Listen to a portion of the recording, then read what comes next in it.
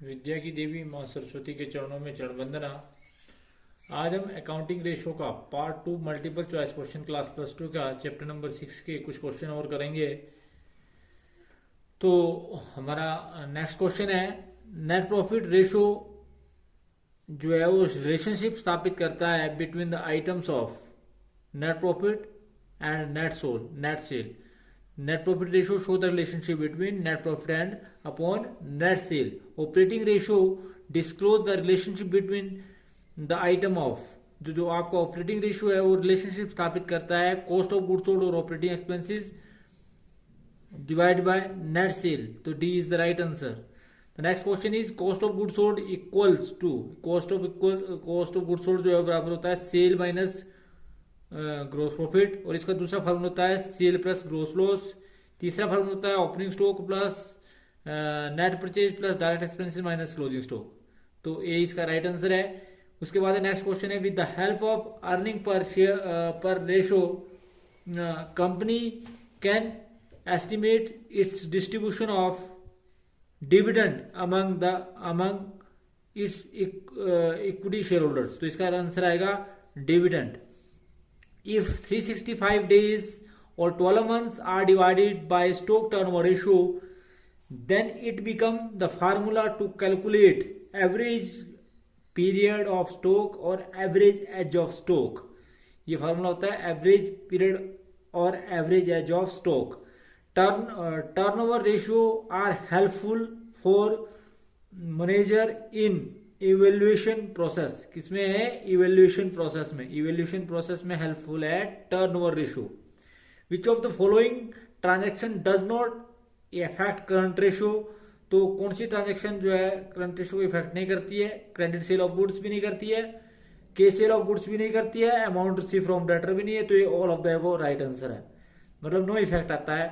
Current ratio में be increase by, current ratio increase होता है due to increase in current asset, due to increase in current asset. यदि current asset बढ़ते हैं केवल मात्र, तो उसके फलस्वरूप जो है आपका करंट रेशियो इंप्रूव होता है। When debenture are redeem what will be its impact on the डेब्ट इक्विटी रेशियो। तो ऑप्शन में हमारा जो इसका राइट आंसर आएगा डेब्ट इक्विटी रेशियो डिक्रीज। डेब्ट इक्विटी रेशियो जो है आपका डिक्रीज होगा when debenture are redeem. And what will be the impact on डेब्ट इक्विटी रेशियो। तो डेब्ट इक्विटी रेशियो जो है वो डिक्रीज होगा। By deducting gross profit from net sale will get cost of good sold. क्या आएगा जी आपके पास answer? Cost of good sold. उसके बाद नेक्स्ट क्वेश्चन है आपका, नेक्स्ट क्वेश्चन है कि opening stock plus net purchase plus direct expenses minus closing stock क्या होता है? वो भी आपका कॉस्ट ऑफ गुड सोल्ड के बराबर होता है। उसके बाद है the ratio which estimate relationship between net credit sale and average debtor is termed as debtor turnover ratio, that is debtor turnover ratio। तो ये आपका debtor turnover ratio कहलाएगा, जो रिलेशनशिप स्थापित करेगा किसके बीच में? इन आइटमों के बीच में।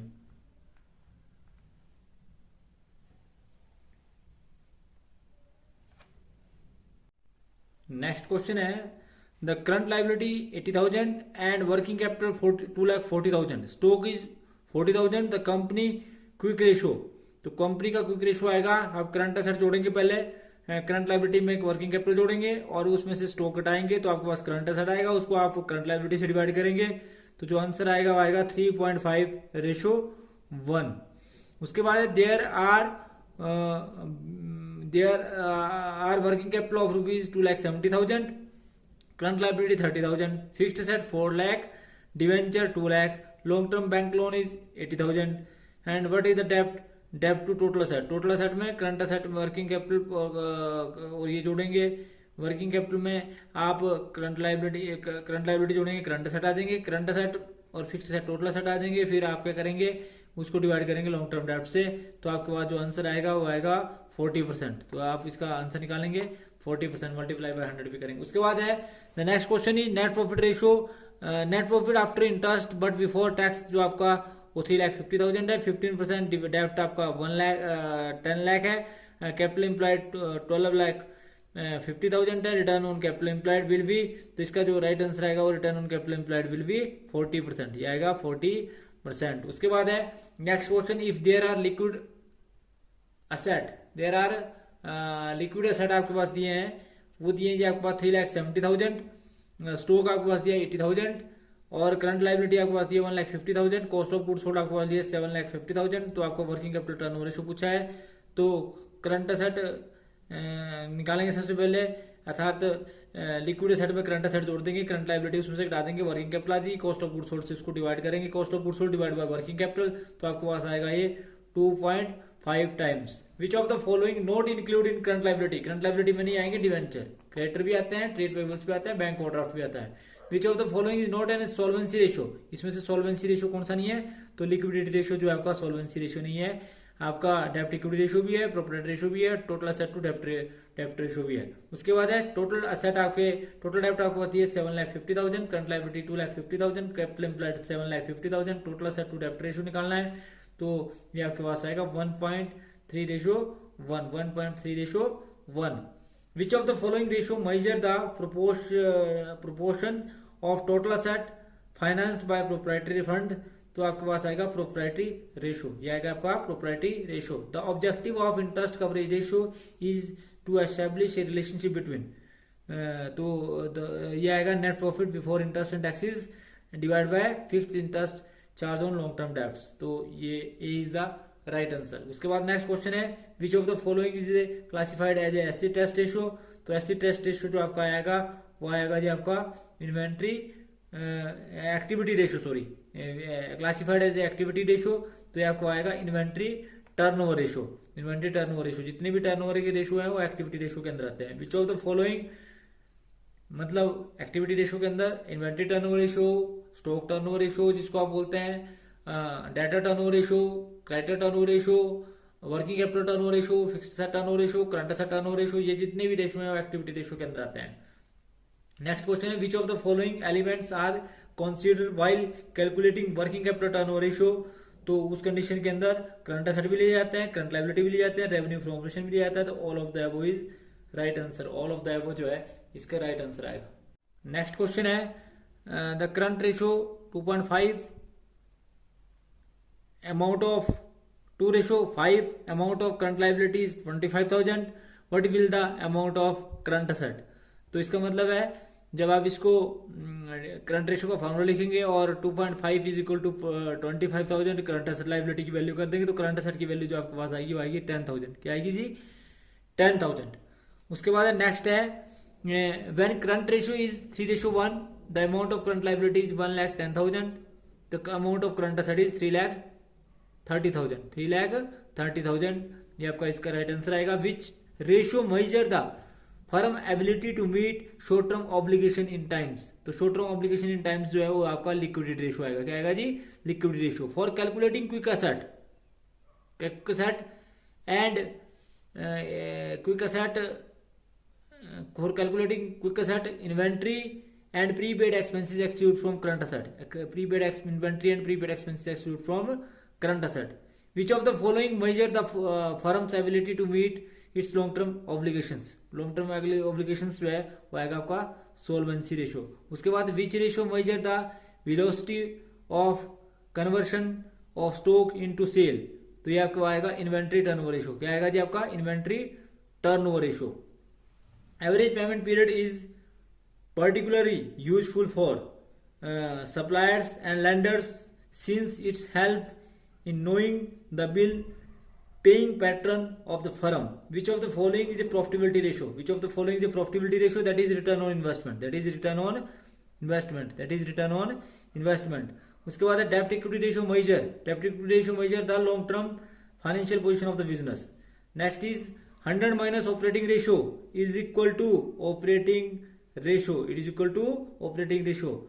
The for profitability ratio, preliminary measure the return, profitability ratio or preliminary measure the return.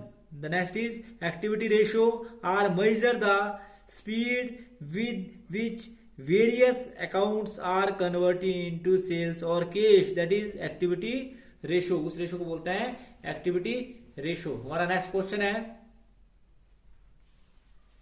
Question है the of business is measure the ability to satisfy, मतलब liquidity ratio, that is current ratio. Current ratio जो है of the firm measure the ability to satisfy short term obligation as they become due. उसके बाद the next question is the average collection period is useful evaluating credit collection policies. तो average collection period जो है useful for in evaluating credit and collection policies. The next question is the net income of the company should ideally be 6 or 7 times of fixed interest charges. 6 or 7 times of fixed interest charges. Higher the ratio, lower is the profitability. Is applicable in operating ratio. That is in operating ratio.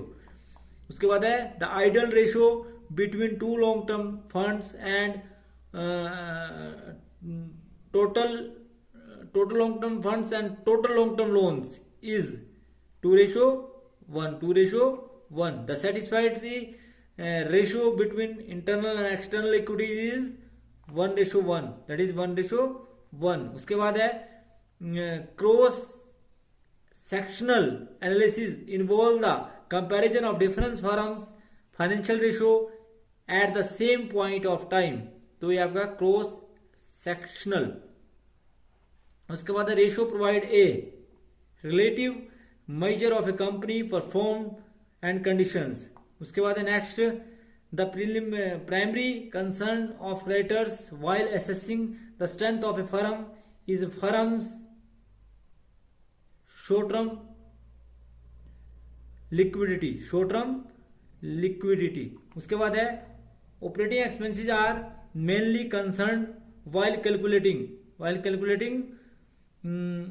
operating ratio. उसके बाद next while calculating earning per shares preference dividend is deducted from available profit.